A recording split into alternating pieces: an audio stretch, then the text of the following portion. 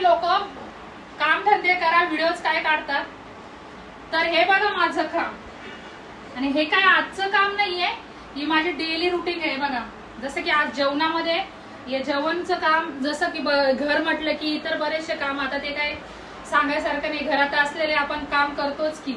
जसं की आज बघा जेवण, आज व्हेज मध्ये मी बनवले छोले, राईस, चिकन आणि मटन